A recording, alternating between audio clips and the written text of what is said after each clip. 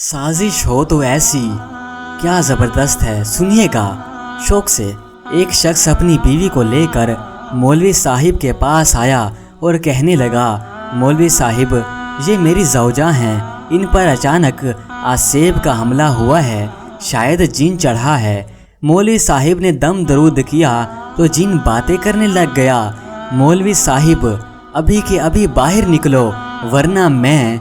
जिन ने कहा, मैं निकलने के लिए तैयार हूँ, लेकिन मेरी एक शर्त है, मैं इस औरत से निकलकर शोहर से चिमट जाऊँगा। तो शोहर डर के मारे 2 कदम पीछे हटते हैं। मौलवी साहिब ने कहा, ये नहीं हो सकता, लेकिन आप इस औरत के शोहर से क्यों चिमट जाना चाहते हैं? तो जिन कहने लगा, क्योंकि ये नमाज नहीं पढ़ता। मौलवी साहिब ने कहा, अच्छा तुम इस तरह करो, इनकी बीवी से निकल जाओ और इनके घर के करीब रहो।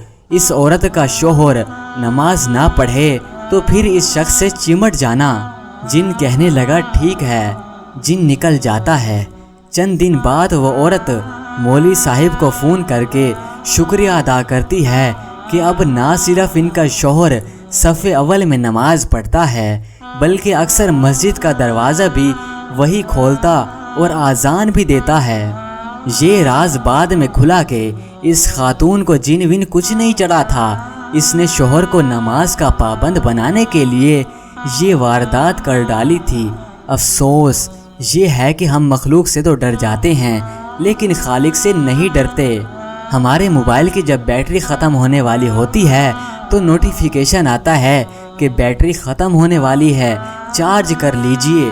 मगर याद रहे, जब ज़िंदगी ख़त्म होने वाली होगी तो ऐसा कोई मैसेज नहीं आएगा कि चंद दिन रह गए हैं, तौबा कर लीजिए।